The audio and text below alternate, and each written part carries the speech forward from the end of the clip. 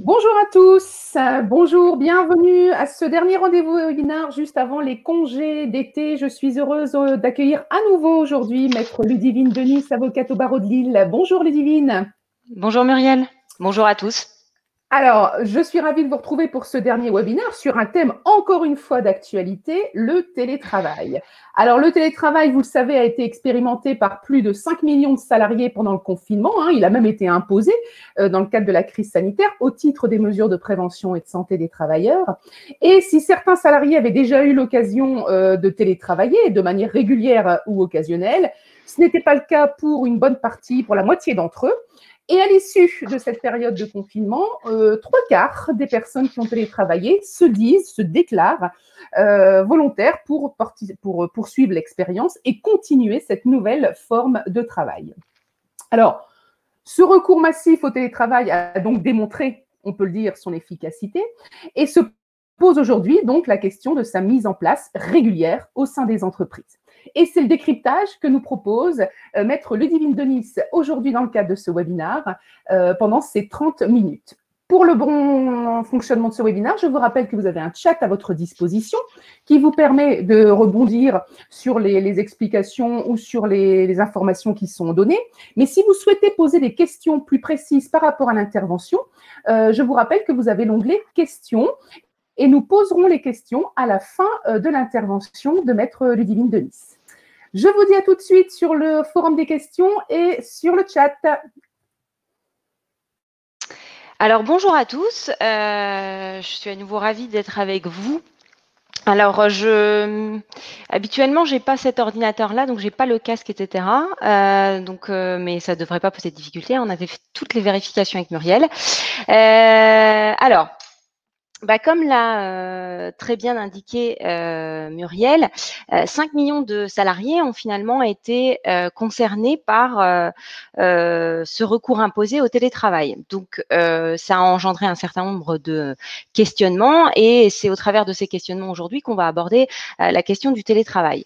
Alors, je vous cache pas que j'avais hésité à passer une petite vidéo de 1 minute 20 qui nous a fait sourire avec Muriel, que vous avez peut-être vu passer sur les réseaux sociaux, qui avait vocation à recenser plusieurs cas de télétravail. Donc, en fait, c'est la mise en scène d'un cadre qui, justement, contacte les membres de son équipe. Et en fait, chaque membre rencontre une difficulté différente. Alors, soit c'est le problème de la connexion, soit c'est le problème des enfants qui se trouvent derrière le siège, soit c'est le problème effectivement de la formation au TIC et on voit que la personne qui doit utiliser le logiciel en question ne le maîtrise pas tout à fait et voilà. Et donc les gens effectivement ont pu découvrir parfois avec sourire la mise en situation urgente du télétravail dans le cadre du confinement. Alors, pour revenir à des choses un peu plus sérieuses, donc j'en viens à ma première diapositive sur le contexte. Il faut bien comprendre effectivement que la situation de télétravail telle que ces 5 millions de salariés l'ont vécu, notamment pendant la période de confinement, mais période qui a laissé place au déconfinement, mais qui n'a pour certains pas fait lever le télétravail, eh bien n'est pas la situation, n'est pas le télétravail tel qu'il faut véritablement le concevoir, bien entendu. On a eu effectivement un basculement dans l'urgence et une adaptation qui s'est faite tant bien que mal. Dans un pays où il faut quand même le souligner, en France, on n'a pas la culture du recours au télétravail. C'est un peu plus développé dans les pays notamment nord-américains, dans les pays scandinaves, mais c'est vrai qu'en France, on a encore cette logique du présentiel. Pourquoi? Parce que le présentiel est intimement associé à un moyen de contrôle efficace de justement la prestation de travail. Donc le télétravail tel que il a été vécu pendant cette période de confinement et tel qu'il se vit encore aujourd'hui n'est pas nécessairement le télétravail tel qu'il faut le concevoir. Cela étant, il a bien été mis en place de façon certes précipitée, mais dans un cadre légal, puisque L 1222-11 du Code du travail prévoit bien justement qu'en cas de circonstances exceptionnelles, notamment de menaces d'épidémie, ou en cas de force majeure, la mise en œuvre du télétravail peut être considérée comme un aménagement du poste de travail rendu nécessaire pour permettre la continuité de l'activité de l'entreprise et garantir la protection des salariés. Donc c'est par mise en application de cet article que finalement, il y a eu ce basculement. Cela étant, rien n'a été préparé. Alors, effectivement, on n'a pas été en mesure de recourir aux moyens adaptés. On n'a pas été en mesure de partir avec les dossiers physiques qui pouvaient nous être utiles. On n'a pas été en mesure de former les salariés qui, pour certains, ont découvert le télétravail lors du confinement. Et puis, c'est pas le télétravail comme il faut l'entendre, parce que bien évidemment, eh bien, ce télétravail imposé, c'est associé des contraintes familiales. Alors, les contraintes familiales, c'est la présence des enfants, eux aussi confinés, c'est la relation de couple, pas toujours effectivement évidente de travailler avec la personne avec qui on partage sa vie. Et ça a pu engendrer d'autres problèmes dans la mesure où cet autre peut lui-même être en télétravail, ce qui a occasionné d'autres problématiques, notamment de matériel. On peut très bien avoir un ordinateur ou deux pour l'ensemble de la famille, ou un problème de connexion et de réseau surchargé du fait effectivement de la connexion des deux personnes et des enfants qui pouvaient, pour certaines écoles, suivre des enseignements à distance. Donc, il en est ressorti effectivement, si on analyse un petit peu plus en profondeur la mise en place urgente du télétravail, un certain nombre de choses. Alors, je vous l'ai dit, pas de concertation, pas de possibilité effectivement de négocier un accord collectif, pas non plus de recours à un accord individuel, puisque justement, comme c'était finalement la mise en place du télétravail par application de L1222-11, finalement, ça s'est imposé, certes, mais ça s'est imposé légalement et on n'a pas eu nécessairement recours à des accords individuels. Dans certaines entreprises, il n'y a pas même de charte. Donc, il a vraiment fallu s'adapter au pied levé. Donc, en tout état de cause, pas de cadre, pas de règles établies. Et c'est en avançant, effectivement, que certaines problématiques sont apparues. Des problématiques de temps de travail, comment effectivement comptabiliser le temps de travail, des problématiques de charge de travail, comment effectivement déterminer si telle ou telle mission a été accomplie, est-ce qu'on peut redonner de nouvelles instructions, est-ce qu'il faut laisser un temps suffisant, enfin un peu plus important aux salariés en sachant effectivement ces conditions un peu particulières de confinement, les moyens affectés, donc qui fait écho à ce que je disais précédemment, ne serait-ce que sur le simple fait que pendant la période de confinement, chacun finalement a fait avec ses moyens aussi personnels, c'est-à-dire que s'il y a des salariés qui ont pu prendre leur ordinateur portable professionnel avec eux, il reste aussi qu'il y a des salariés qui n'avaient pas vocation à faire de télétravail, qui n'avaient pas particulièrement accès à des postes qu'il était possible de déménager, et donc il a fallu recourir à des moyens personnels. On a aussi les problématiques de contrôle de l'activité. Comment effectivement gérer une situation où on essaye, où l'employeur essaye de joindre le salarié, soit par téléphone, soit par visio, parce que il y avait plus ou moins une réunion de prévue, ou à tout le moins un rendez-vous à distance, et qu'on n'arrive pas à le joindre parce que malheureusement le salarié est précisément à ce moment-là appelé par son enfant qui lui-même rencontre un problème de connexion avec sa maîtresse d'école, etc., etc. Tout ça a engendré d'ailleurs un épuisement pour certains de ces salariés, donc se pose la question des risques psychosociaux. Et puis bien évidemment, les questions qui sont sous-jacentes mais néanmoins présentes et qu'il faut anticiper maintenant que tout le monde est un peu dans les starting blocks pour essayer de négocier des accords télétravail, le respect de la vie privée et le respect du domicile. Alors, j'ouvre d'ailleurs une petite parenthèse qui n'est pas en lien direct avec le monde du travail, mais qui pourrait, dont le monde du travail pourrait s'inspirer, c'est que il y a eu des examens dans certaines hautes écoles, et notamment des écoles de commerce, et que pour s'assurer effectivement qu'il n'y ait pas de tricherie, les écoles les plus,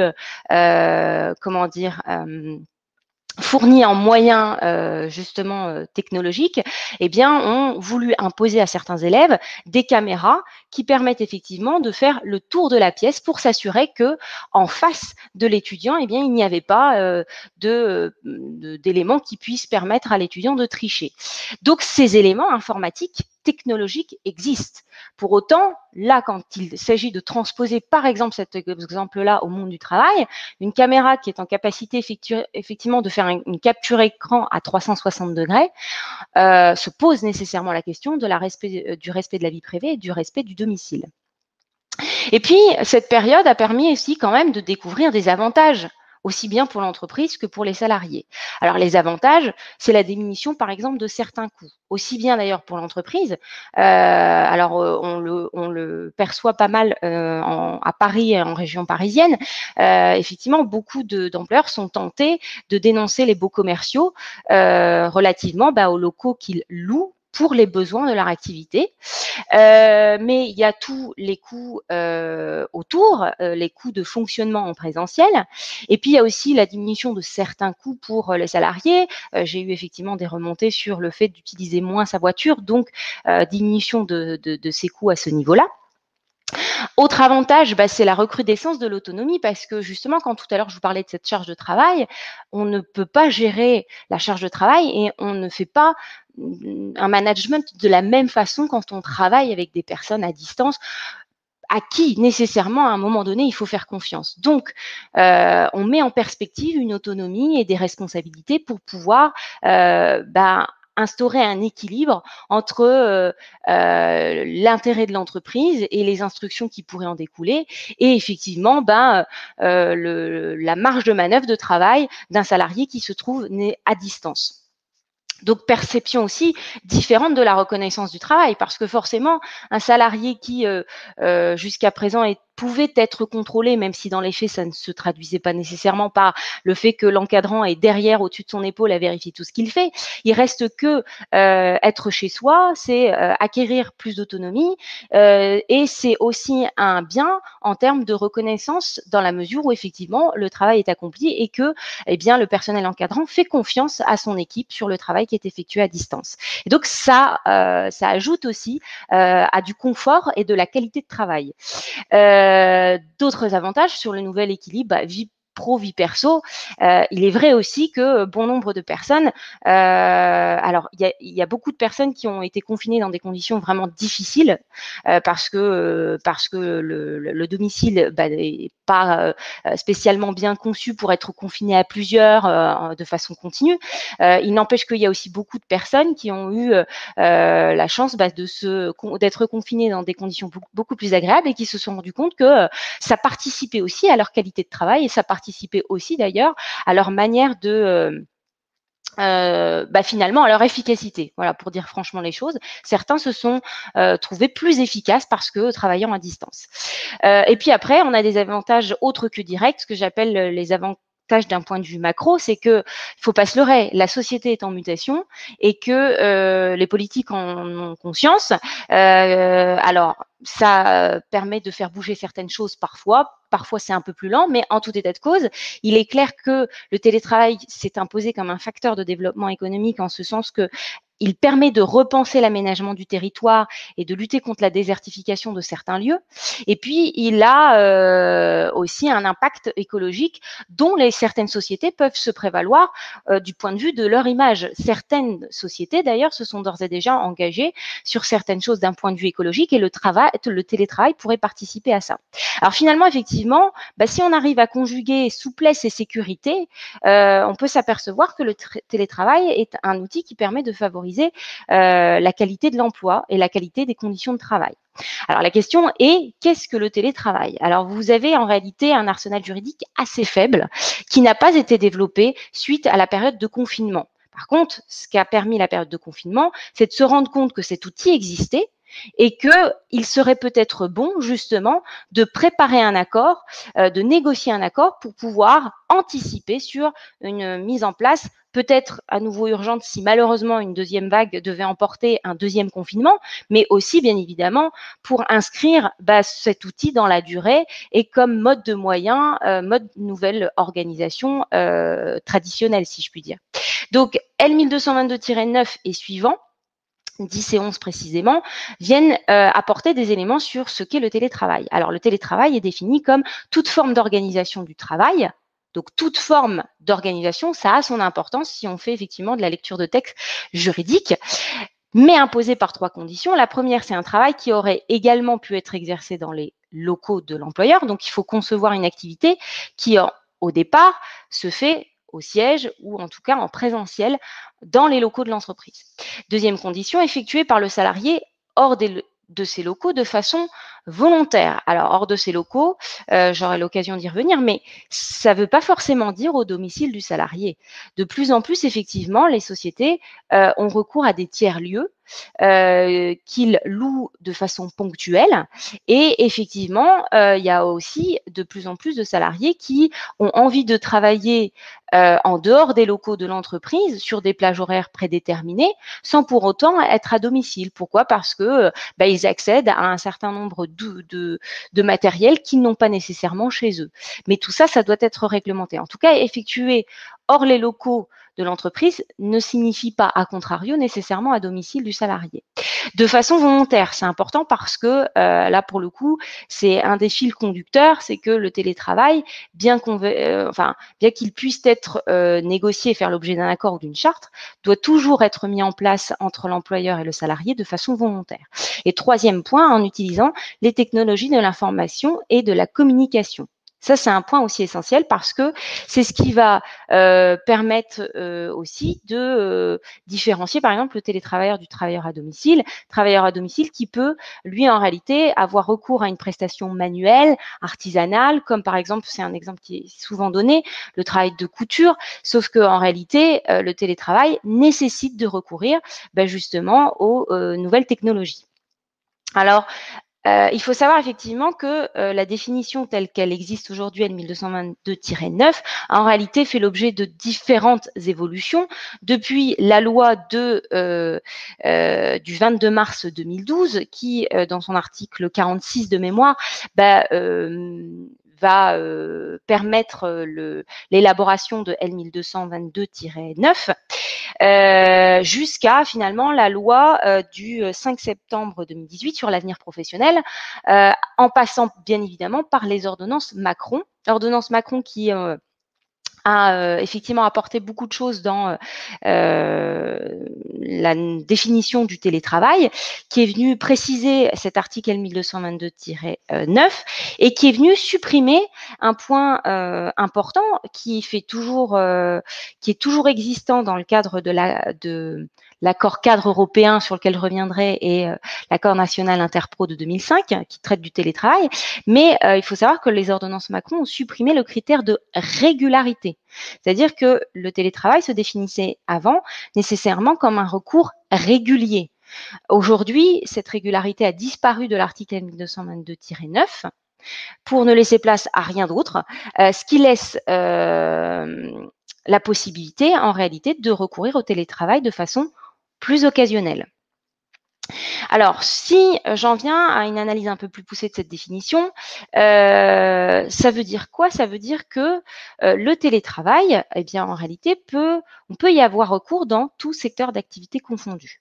Alors, l'histoire de la définition du télétravail fait qu'il y a eu ce fameux ANI en 2005, qui a été étendu en 2006, qui avait vocation finalement à indiquer que le télétravail s'appliquait dans les secteurs professionnels représentés par les organisations syndicales signataires, sauf que les ordonnances Macron sont venues apporter quelques précisions et sont venus à préciser que la mise en place du télétravail pouvait désormais se faire par accord, à défaut par charte avec consultation du CSE et à défaut par accord par tout moyen entre le salarié et l'employeur. Et que dès lors, finalement, à la lecture de cet article, on comprend que tous les secteurs sont désormais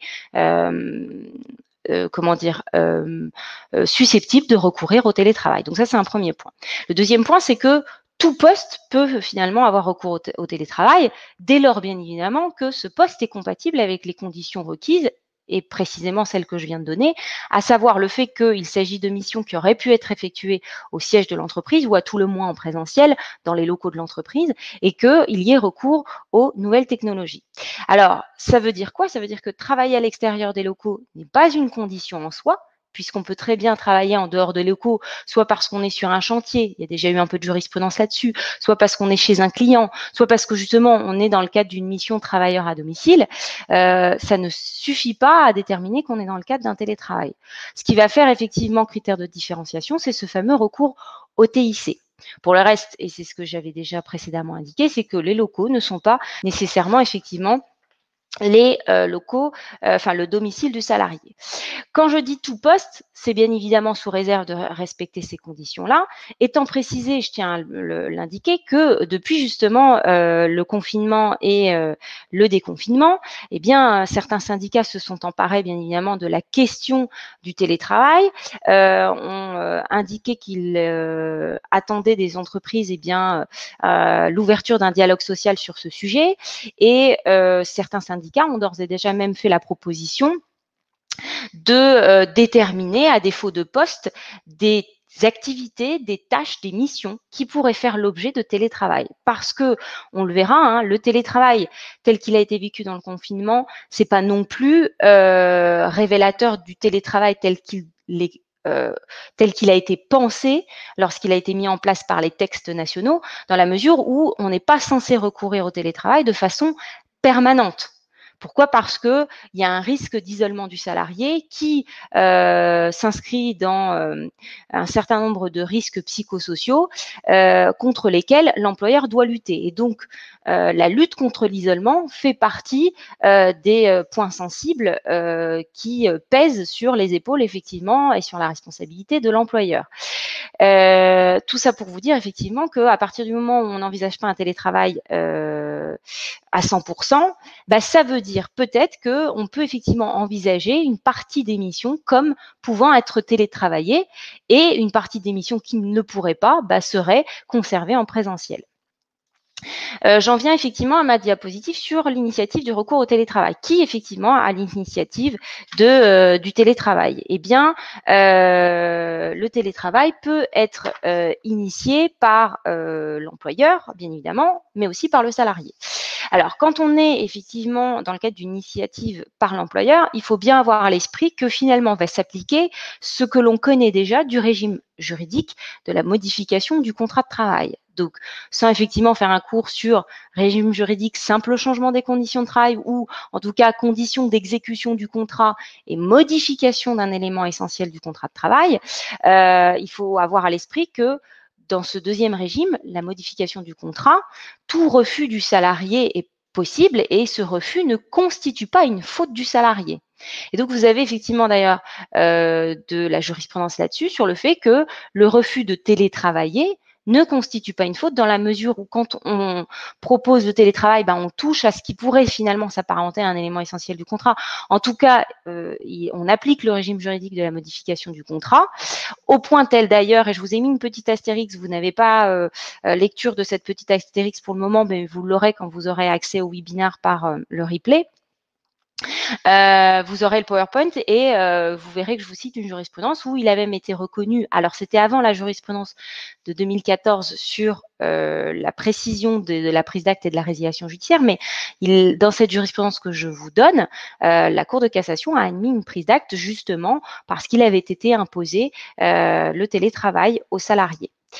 Alors, pour juste ouvrir une parenthèse, effectivement, prise d'acte, bah, ça suppose des manquements suffisamment graves que l'on reproche à son employeur.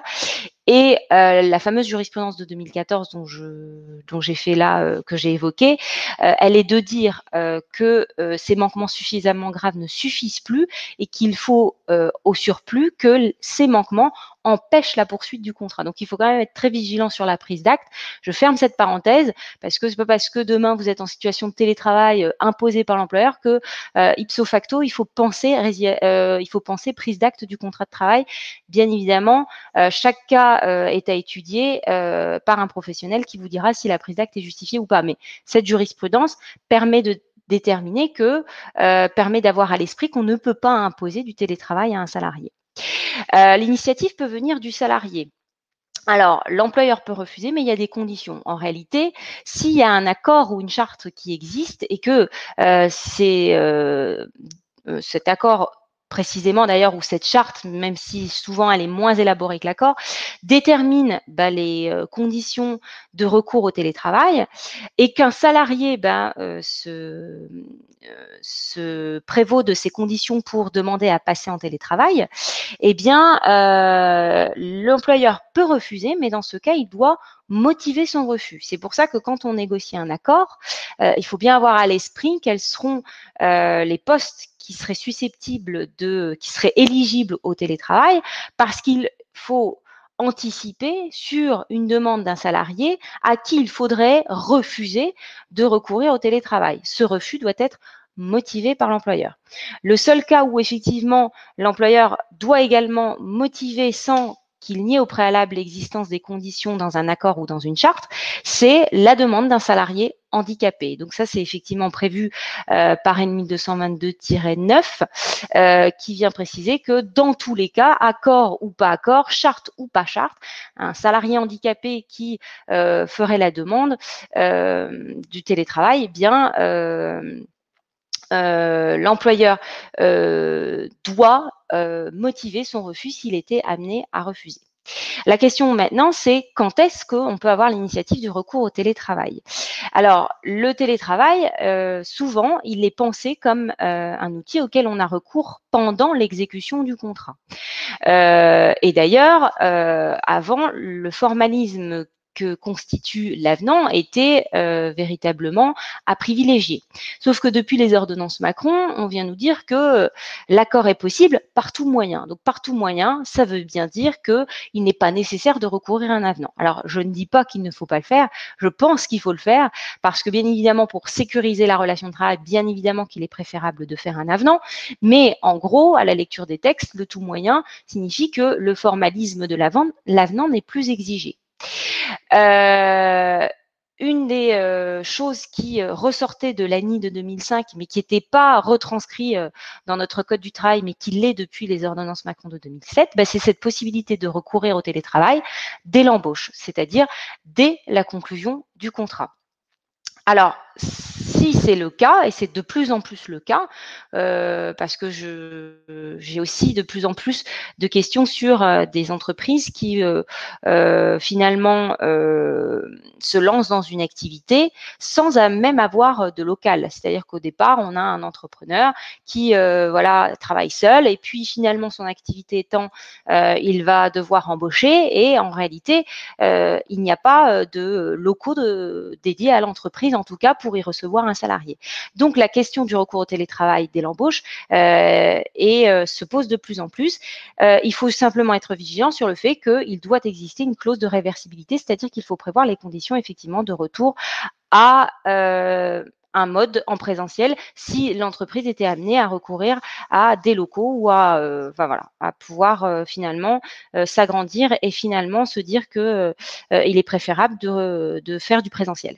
Sur la mise en place du télétravail, donc je l'ai dit, je ne vais pas revenir là-dessus, mais en gros, depuis les ordonnances de 2017, c'est soit par accord collectif, à défaut par charte, après consultation du CSE, ou à défaut par accord individuel par tout moyen, comme je viens de vous l'expliquer, étant précisé qu'il est bien évidemment préférable de privilégier l'accord collectif pour les raisons que je vais évoquer ci-après, à savoir de pouvoir concerter les représentants du personnel sur les modalités d'organisation du télétravail.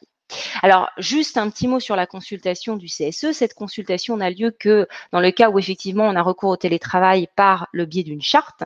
Cela étant, à la lecture des autres dispositions du Code du travail, à savoir L23-12-8, L23-12-26. Sur les nouvelles technologies, L23-23-29, une partie de la doctrine, donc certains professionnels du droit, estiment que, quel que soit le mode de recours au télétravail, il est préférable de consulter le CSE.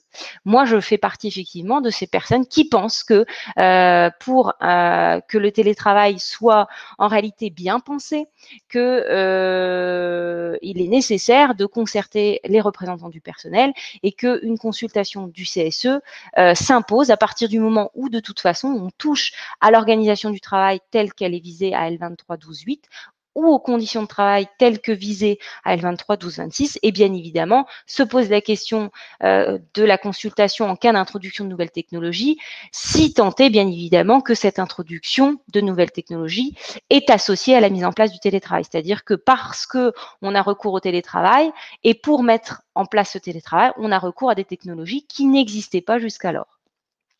Et puis, troisième point important, bien évidemment, c'est le recours à la commission spécialisée santé, sécurité et conditions de travail, parce que si le CHSCT a disparu, la commission, elle existe, obligatoire à compter de 300 salariés, et que toutes les fois où il y a télétravail, se pose la question effectivement des risques psychosociaux. Je reviendrai d'ailleurs sur ces risques psychosociaux juste après. Je veux simplement insister sur les mentions de l'accord collectif ou de la charte, mentions qui sont évoquées dans l'article L1222-9, et il est aussi pas inutile de s'inspirer effectivement de l'accord cadre européen que je cite à la fin de ce webinaire et de l'accord national interpro de 2005 pour avoir un petit peu plus de précision sur qu'est-ce que l'accord doit contenir. Alors, bien évidemment, il doit contenir les conditions de passage au télétravail et il doit contenir les modalités de retour à une exécution du contrat sans télétravail, cette fameuse clause de réversibilité que on mettra bien volontiers dans les contrats de travail si on veut cadrer et sécuriser la relation de travail. Et puis, on a effectivement un certain nombre de mentions touchant à l'exécution les conditions de mise en œuvre et d'application du télétravail. Alors, vous avez bien évidemment les mentions relatives aux modalités d'acceptation par le salarié de ces fameuses conditions de recours et de mise en œuvre du télétravail. Vous avez ces deux points importants que j'ai mis en jaune, la détermination des plages horaires durant lesquelles l'employeur peut habituellement contacter le salarié. Je vous l'ai dit tout à l'heure, en confinement, on a pu avoir des situations où l'employeur tente de joindre le salarié qui est malheureusement occupé, mais parce qu'on est dans le cadre du confinement et donc dans des conditions particulières, occupé donc avec ses enfants et donc n'arrive pas à joindre son salarié. Si on met en place du télétravail, il faut avoir à l'esprit qu'on met en place une relation de travail basée sur la confiance et l'autonomie, bien évidemment. Cela n'exclut pas le contrôle. Cela étant, le contrôle doit être encadré et si on veut que ce contrôle soit bien compris et accepté du salarié dans la manière dont il sera mis en œuvre dans l'exécution du télétravail, eh bien, il faut déterminer à l'avance les plages horaires pendant lesquelles le salarié sait qu'il doit être face à sa caméra ou sait qu'il doit être à côté de son portable à ce moment-là pour pouvoir effectivement répondre à l'appel téléphonique ou à l'appel visio de son employeur. Autre point important, les modalités de contrôle du temps de travail ou de la régulation de la charge de travail. Bien évidemment, n'étant pas en présentiel, eh bien, il faut avoir recours à des techniques permettant de contrôler à la fois le temps et pourquoi pas la charge de travail. Alors, j'aurai l'occasion effectivement d'y revenir puisque quand on parle de temps de travail, la question porte notamment sur des systèmes d'autodéclaration, qui est déjà un premier élément. Je rappelle d'ailleurs que ça renvoie aussi à la problématique des heures supplémentaires et qu'on peut s'inspirer de toute la jurisprudence sur les heures supplémentaires pour savoir comment effectivement décompter le temps de travail. Mais c'est pas parce que on a décompte du temps de travail qu'on a heures supplémentaires et qu'il faut bien avoir à l'esprit qu'il est préférable d'avoir des outils pour permettre ce décompte, quand bien même on ne serait pas en train de basculer dans un débat sur l'existence ou non d'heures supplémentaires. Et puis, vous avez effectivement les modalités d'accès des travailleurs handicapés qu'il ne faut pas oublier et qui bénéficient d'un statut privilégié. J'en viens aux risques et enjeux. Alors, les risques et enjeux, bien évidemment, tout ce qui se joue dans le cadre des négociations de cet accord, c'est le temps de travail et son contrôle.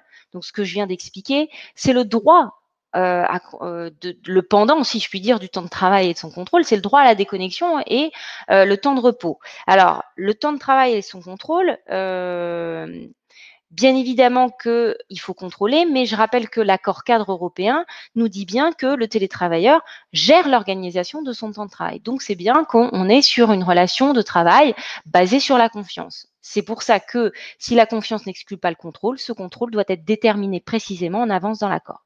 Le droit à la déconnexion et le temps de repos, ça veut dire aussi que, en réalité, un télétravailleur bénéficie des mêmes droits et se voit affublé des mêmes obligations qu'un travailleur en présentiel. Donc, s'applique toutes les dispositions relatives au droit au repos. Il y a le fameux respect de la vie privée qui est évoqué notamment dans l'article 6 de l'accord national interpro. Il y a effectivement la charge de travail et quand il s'agit de contrôler la charge de travail, on est tenté de recourir à la mise en place d'objectifs, sauf que de nouveau, on peut s'inspirer de la jurisprudence sur les objectifs pour savoir effectivement que des objectifs, on les impose pas comme ça et que c'est pas une manière détournée de gérer la charge de travail du salarié. Ces objectifs doivent répondre à un certain nombre de conditions et on a pléthore de jurisprudence sur ce point dont on peut s'inspirer quand on négocie effectivement l'accord télétravail. Et puis, vous avez les RPS. Alors, les RPS dédier une diapo aux risques psychosociaux. Pourquoi? Parce que et le confinement en a été le témoin, c'est que finalement, en tout cas les retours sur ce confinement, c'est qu'il y a eu diminution des rapports sociaux. Alors au profit en réalité d'une augmentation des rapports sociaux sur les réseaux sociaux, mais il y a eu diminution des rapports sociaux en présentiel, ce qui a pu avoir des impacts sur une potentielle cohésion d'équipe, ce qui en tout état de cause a pu générer, et il faut bien avoir à l'esprit que de toute façon ce risque existe, a pu générer de la solitude, voire de l'isolement du salarié, ce qui va lui en plus générer d'autres problématiques parce que l'isolement va finalement placer le salarié dans des dispositions telles que il ne va plus gérer son travail comme il devrait le gérer, il ne va plus être en mesure de faire face finalement à un certain nombre de priorités et ne va plus être en mesure de bien gérer son travail simplement par le fait qu'à un moment donné, il est exclu de ce monde du travail en présentiel, là où les échanges étaient plus importants et permettaient aussi aux salariés de pouvoir penser sa propre organisation de travail. Donc, on a une vision et une gestion différente du temps et de la charge du travail par le salarié du fait de cet isolement. Et tout ça, finalement, va générer des risques de burn-out, des risques, donc c'est de l'épuisement professionnel, des risques aussi de burn-out, c'est-à-dire que si effectivement la charge de travail n'est pas bien modulée, on peut aussi avoir une sensation d'être évincé, donc une sensation d'ennui de la part du salarié. On a aussi de plus en plus des questionnements sur ce qu'on appelle le brown-out, c'est-à-dire ce sentiment de n'avoir plus de sens donné à son travail.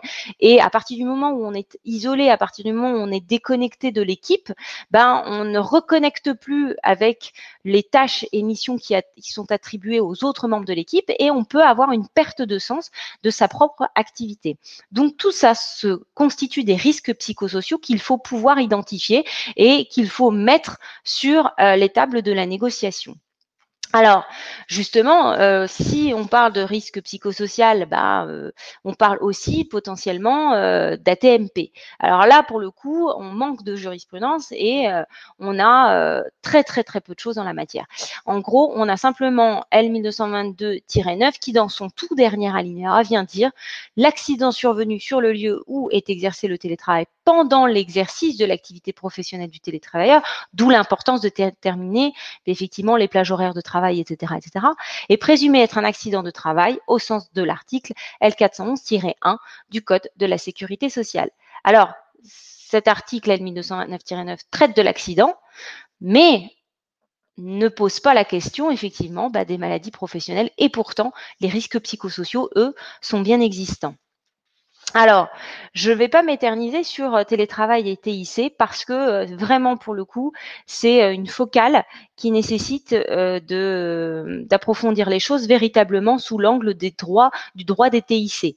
Mais je voulais quand même vous dédier une diapo parce que dans les critères du recours au télétravail, il y a ce recours au TIC. Donc, on ne peut pas faire abstraction d'un certain nombre de choses qui entourent le recours à ces nouvelles technologies. La négociation de l'accord sur le télétravail, c'est aussi de la négociation relativement au recours et à l'utilisation de ces TIC. Donc, il va falloir identifier quels sont les moyens mis à disposition du salarié et qui sont des moyens technologie et communication tels que définis par L1229-9 qui précise les conditions du recours au télétravail. Deuxièmement, il faut déterminer du coup les outils qu'on affectera aux salariés en question. Pourquoi? Parce que si le confinement a autorisé de pouvoir recourir à titre exceptionnel, je dirais, des ordinateurs personnels, des téléphones portables personnels, il reste qu'il est quand même bien préférable que tous ces éléments soient en réalité, enfin tous ces moyens soient des moyens professionnels que l'entreprise met à la disposition du salarié. Étant précisé que c'est pas interdit de recourir aux moyens personnels du salarié, mais ça va poser la question de la dichotomie vie pro, vie perso et de la gestion des données personnelles qui se trouvent sur l'ordinateur personnel utilisé par le salarié à des fins professionnelles ou sur son téléphone portable personnel également. Il faut pouvoir, et c'est important, identifier les données manipulées. Alors, les données et la définition des données en matière de TIC n'est pas très claire. Mais on sait déjà que le salarié est soumis à une obligation de bonne foi, de loyauté, de discrétion sur un certain nombre de choses, et que dans certains cas, en tout cas quand l'entreprise l'identifie comme tel, eh bien, le salarié a accès à des données dites confidentielles. À partir du moment où le salarié peut prendre ces données confidentielles et les traiter depuis son domicile, forcément se pose la question de la sécurité de ces données. Mais se pose aussi la question de la sécurisation des données personnelles. Et là, je vous renvoie effectivement à l'article 32 du RGPD qui nous rappelle quand même que c'est celui qui traite les données qui a la responsabilité de la sécurité de ces mêmes données. Donc, à partir du moment où le salarié est en télétravail, qui plus est s'il est amené à utiliser ses effets personnels à des fins professionnelles, ce que personnellement je ne recommande pas et que je pense qu'il est important de négocier le recours à des effets professionnels, eh bien, il faut bien avoir à l'esprit que les données personnelles doivent aussi être protégées finalement par l'employeur. Les textes auxquels j'ai pu faire référence au cours de ce webinaire, accord cadre européen du 16 juillet 2002, ANI du 19 juillet 2005 étendu en 2006, bien évidemment L1222-9 et suivant, une circulaire ministérielle que je n'ai pas citée mais que je vous invite à aller regarder relativement à la prise en charge des frais professionnels parce que les ordonnances de Macron ont aussi permis à l'employeur de n'être plus obligé de rembourser un certain nombre de frais. En tout cas, la question des frais n'est pas très claire. Reste que l'accord cadre européen et l'ANI, surtout l'accord cadre, viennent rappeler quand même qu'à partir du moment où on est dans le cadre d'une prestation de travail, eh bien l'employeur est soumis à un certain nombre de remboursements de frais professionnels. La question va être de savoir comment on calcule ces frais professionnels parce qu'on utilise un domicile, donc se pose la question d'une indemnité d'occupation. On utilise un réseau, une connexion Internet qui au départ est personnelle également, donc se pose aussi la question de l'indemnisation si effectivement on est amené à utiliser cette connexion à des fins professionnelles. Donc, je vous renvoie à cette charte. Nous avons aussi beaucoup de jurisprudence sur laquelle je ne vais pas m'étendre. J'en avais sorti, mais je n'ai pas le temps de les étudier avec vous. Et un point essentiel, à partir du moment où effectivement le recours au télétravail peut se faire par accord, ayez le réflexe d'aller vérifier qu'il existe un accord d'entreprise, un accord de branche, un accord de groupe sur le télétravail. Parce qu'effectivement, parfois, on a un groupe qui a négocié un accord, l'entreprise ne le sait pas nécessairement, il faut avoir le réflexe effectivement d'avoir recours il faut avoir le réflexe d'aller rechercher si cet accord existe. Donc, j'en termine sur le fait que le télétravail est, à mon sens, un mode de travail adapté à l'évolution de la société, qu'il faut pouvoir s'en emparer et que pour pouvoir effectivement s'en emparer correctement, il m'apparaît essentiel dès à présent, effectivement, d'ouvrir le dialogue social et de négocier des accords qui auront vocation à sécuriser la relation de travail aussi bien pour l'employeur que pour le salarié. Et j'en ai terminé. Je pense que malheureusement, comme d'habitude, j'ai dépassé le timing. Oui, Ludivine, mais c'était tellement intéressant que je ne t'ai pas coupé. Et en plus, tu as permis, en dépassant le timing, de répondre aux questions qui défilaient dans le forum des questions. Donc, tu vois, pas de difficulté là-dessus. Alors, néanmoins, quelques petites questions que je me permets de te poser. On a eu, alors tu l'as abordé en fin de webinaire, on a eu pas mal de questions là-dessus sur finalement la prise en charge des frais. Voilà, est-ce que, alors on nous a demandé dans le forum, est-ce que la loi prévoit quelque chose? Donc tu y as répondu. Est-ce que ça peut se négocier? Est-ce que finalement ça doit être, ça peut être individuel? Voilà, est-ce que ça peut être négocié d'un point de vue collectif ou est-ce que ça peut se négocier d'un point de vue individuel? Voilà, c'est un petit peu ces questions-là qui sont revenues. Est-ce que tu peux peut-être donner quelques autres précisions, bien que tu y aies déjà répondu en fin de… Alors, juste une petite précision, je vais ressortir mes petits documents, mais effectivement, on a notamment l'accord cadre européen qui dit pour les équipements pour l'activité. En règle générale, l'employeur est chargé de fournir, d'installer et d'entretenir les équipements nécessaires au télétravail régulier. Je rappelle que la régularité a été supprimée par les ordonnances Macron. Sauf si le télétravailleur utilise son propre équipement. L'employeur a la responsabilité conformément à la législation nationale et aux conventions collectives en ce qui concerne les coûts liés à la perte ou à l'endommagement des équipements et des données utilisées par le télétravailleur. Ça, c'est l'accord cadre européen. Il n'a pas de valeur contraignante, mais on peut s'en inspirer. Et juste une jurisprudence que justement j'avais sortie du 18 décembre 2013 qui effectivement, du 14 septembre 2016, numéro 14 21 893, une salariée qui justement avait accepté bon an mal an de recourir au télétravail, mais n'avait perçu aucune suggestion, aucun remboursement de frais, etc., etc. Et donc, n'avait pas été indemnisée du fait d'avoir accepté de recourir au télétravail. Elle s'en est expliquée devant la Cour de cassation qui lui a donné raison et qui a expliqué que l'employeur devait prendre en charge. Donc, comme la loi est imprécise au niveau national, c'est ce que je disais au tout début, hein, il faut vraiment négocier justement et éviter de tomber dans l'écueil d'une négociation individuelle qui va justement occasionner d'autres problématiques parce que si un salarié arrive à négocier, et c'est très bien, la prise en charge d'un certain nombre de frais, reste que un autre salarié pourra vouloir utiliser ce cas-là, sauf que chaque cas peut être différent et qu'il est préférable pour une question d'égalité de traitement de déterminer à l'avance tous les cas possibles de recours au télétravail et tous les cas où finalement certains frais seront pris en charge, lesquels, comment, etc., etc. D'accord.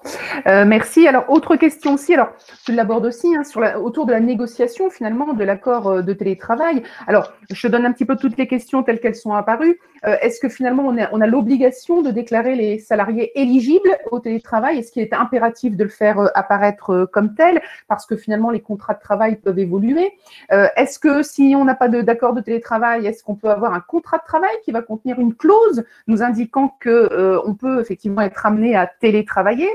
Et enfin, est-ce que toutes les clauses du contrat de travail sont télétransposables en télétravail? Par exemple, la durée du travail. Si mon contrat de travail prévoit que je commence à travailler à 8 heures, est-ce que je dois me connecter à 8 heures ou est-ce que finalement, je ne peux pas me connecter un peu plus tôt sans qu'on vienne ensuite me le reprocher? Alors justement, à partir du moment où on n'a pas d'accord qui a pensé toutes ces choses-là, ça va être une analyse au cas par cas de chaque situation. Donc le principe, il faut bien avoir à l'esprit que les droits du télétravailleur sont les mêmes qu'un travailleur lambda en présentiel. D'accord? À partir de ce moment-là, il a les mêmes droits. La deuxième chose, c'est que si effectivement, dans le cadre de cet accord, un certain nombre de choses ont été mises en place, le recours au télétravail n'emporte pas la remise en cause des autres clauses du contrat. J'apporte cependant une précision qui est que, compte tenu du fait que les ordonnances Macron sont venues dire qu'on a possibilité de recourir au télétravail ou par accord, ou à défaut par charte avec consultation CSE, ou à défaut par tout moyen. Donc, tout moyen, c'est ce que je disais tout à l'heure. Ça veut dire effectivement un échange de mail suffirait effectivement à acter le recours au télétravail. À partir de ce moment-là, s'est posé la question des contrats qui avaient été établis avant les ordonnances Macron, qui faisaient état du télétravail dans ces contrats sans préciser les modalités de recours ou en tout cas un certain nombre de choses. Il a été précisé par les ordonnances Macron que si l'entreprise n'a pas d'accord ou n'a pas de charte, les clauses contractuelles ont vocation à perdurer. Si en revanche, entre-temps, l'entreprise a négocié un accord ou a établi une charte, eh bien, les dispositions de cet accord ou cette charte s'imposent aux salariés, en ce compris les clauses contractuelles, mais charge pour l'employeur d'informer le salarié de l'existence de cet accord et de cette charte qui permet au salarié, dans le délai d'1 mois, de venir dire qu'il refuse l'application effectivement de cette charte qui viendrait supplanter des clauses contractuelles. Alors voilà, là-dessus, il pourrait y avoir débat parce que c'est en réalité c'est vraiment au cas par cas. D'accord. Et puis ensuite, alors… Question, ouais, en amont, mais j'ai plus en tête. En amont, il y avait… en amont, c'était sur les postes éligibles au télétravail. Est-ce qu'il est impératif dans un accord de pouvoir décrire tous les postes éligibles au télétravail? L'accord, plus il est précis, plus… il faut trouver la juste mesure entre… être précis pour sécuriser la relation sans s'enfermer dans quelque chose. C'est-à-dire que si vous faites une liste, forcément, si on crée un nouveau poste ou qu'on n'a pas pensé à un poste, ce qui est dommageable, mais ça peut arriver, on se dit mince, le poste est pas dans la liste, donc par application stricto sensu de l'accord, le salarié qui veut bénéficier du télétravail pourrait se voir refuser pourrait se voir imposer un refus motivé par le simple fait que c'est pas dans cette liste. Donc ça, à mon sens, ça doit pas se traduire en termes de liste. Par contre, ça doit se traduire en termes de possibilité pour certaines tâches, effectivement, de pouvoir recourir au télétravail. Donc, il faut bien avoir à l'esprit que si on détermine pas ça non plus, si on ne fait pas, on prend pas soin, sans faire une liste exhaustive, mais de déterminer quels pourraient être les cas où on a recours au télétravail, l'employeur va te placer en difficulté de refuser ou d'accepter. Enfin, il faut pouvoir avoir des mentions qui soient claires. Et alors justement là-dessus, Cathy nous dit, quand on a un accord de télétravail qui prévoit 2 jours, par exemple, de télétravail maximum, pour tous les salariés, sans faire de distinction, et que finalement, au vu du succès qu'il y a eu après cette période de post-sanitaire, les salariés demandent à bénéficier de ce droit qui est inscrit par accord, l'employeur qui viendrait finalement dire non, non, non, non, parce qu'il y a trop de demandes, je ne peux pas satisfaire, est-ce qu'il a le droit finalement de refuser juste pour la raison qu'il y a trop de salariés qui demandent à bénéficier de ce droit? Parce qu'il y a trop de salariés, ça me paraît être peu satisfaisant comme réponse. Mais en tout cas, le fil conducteur du télétravail, c'est le caractère volontaire de la part des deux parties. Donc après, on bascule presque, j'ai envie de dire, dans une analyse civiliste de savoir qu'est-ce qui est l'abus dans le droit de refuser. Et donc, c'est une analyse au cas par cas. C'est-à-dire que là, il y a un accord.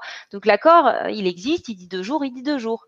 À partir de quand on tombe dans l'abus de la part de l'employeur qui se cache potentiellement derrière ces 2 jours en lieu et place de la mise de plus de jours de recours au télétravail. Je suis désolée, je m'exprime pas très clairement, mais parce que là, ça voudrait dire que peut-être que la situation du la situation du confinement et du déconfinement oblige à renégocier ça parce que ça n'est plus adapté. D'accord.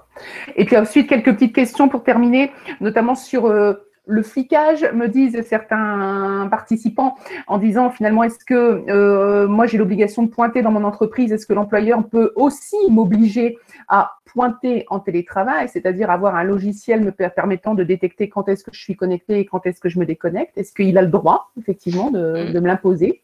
Oui, à partir du moment où justement, dans les modalités à prévoir, il y a les modalités de contrôle du temps de travail.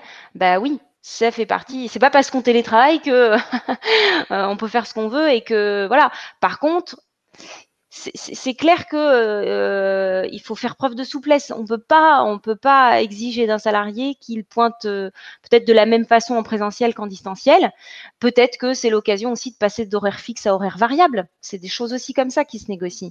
C'est-à-dire qu'au lieu de dire je dois être absolument être à 9 heures de mon poste, j'ai la possibilité de pointer entre 9 heures et 10 heures, à charge pour moi quand même d'accomplir le temps de travail qui est celui que je dois effectuer. Enfin, bien sûr. c'est tout. Bien sûr. Eh bien, on va s'arrêter là. Alors, il me reste des questions peut-être un peu plus, qui sont un peu plus personnelles par rapport aux participants et que je vais donc transmettre, Ludivine.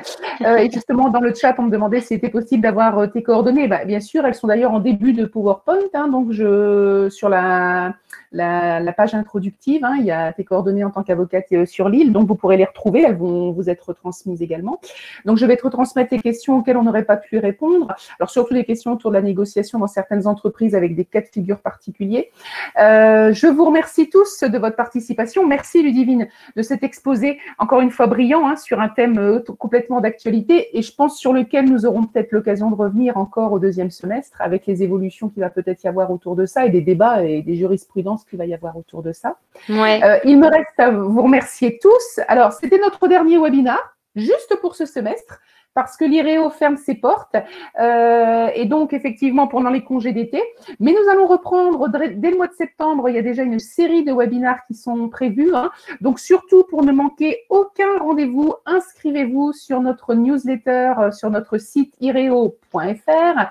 Vous pouvez également pendant cet été consulter tous nos anciens webinaires sur notre chaîne YouTube. Ça vous permettra de vous remettre à jour. Il y en a quand même 15 qui seront disponibles sur notre chaîne.